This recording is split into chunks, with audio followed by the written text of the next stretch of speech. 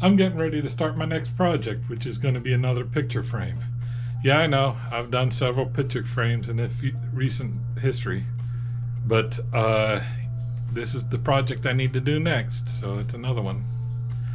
So the first step of these projects is to discover which kind of wood to use. And I got so little wood in this very tiny shop, it makes it harder. So all I have is this pile here of Spanish mahogany. And then we add in here, I suspect this is sea grape. And then we have some camphor and some almond wood and some more Spanish mahogany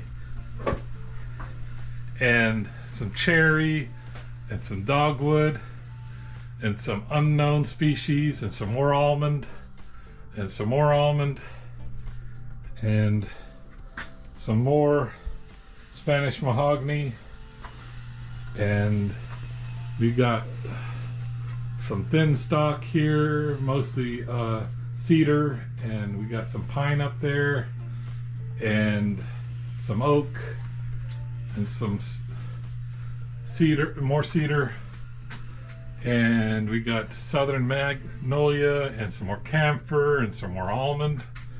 And then we got what's on this shelf, some unknown wood, some more cherry and dogwood, and a big mess of oak and pine. And then we got down here some good turning stock of who knows what, and some more who knows what. There's a little bit of Purple Heart down there. But what I'm going to use is this wood here. It's already milled, makes it a lot easier. And I received this from a friend at work who gave me a whole bunch of this stuff, and I'm amazed on how little I have left. I'm running that low on it. I have no idea what this wood is, but it's actually very beautiful and it finishes very nicely. So I've already got a piece set aside. Here it is. And he got it from a construction site, and they were paneling something. It's amazing they would panel solid wood this thick, but that's what they were doing. And they were throwing these pieces away, so now I have them.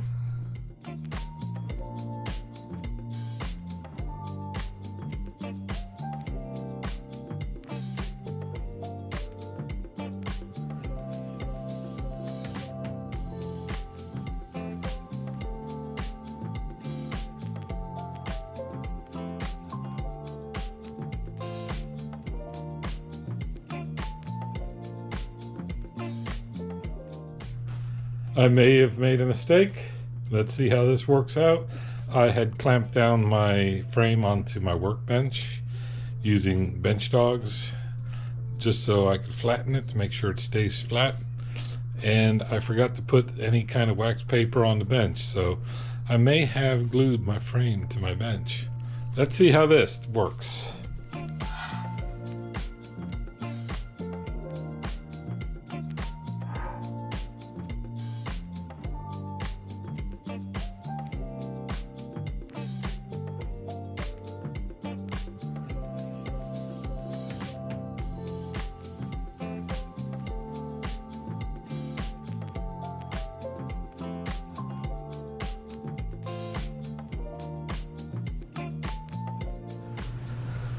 Alright, whatever this wood is, I do love it.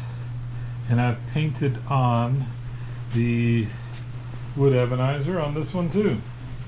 So now, believe it or not, I am going to sand most of it off. So that's the next step.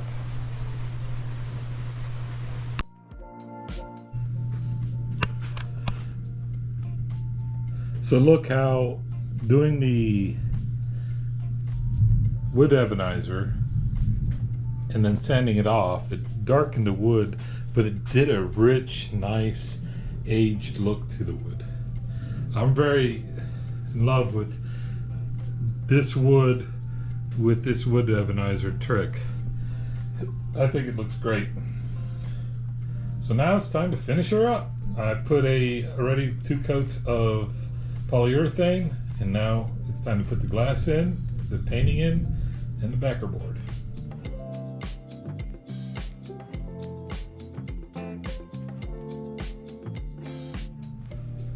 Alright, I think it came out rather nice. I had a couple issues. One was that I had a hard time cutting the glass for some reason. I know how to do it, I just had a hard time. It kept on breaking. So I took 3 pieces.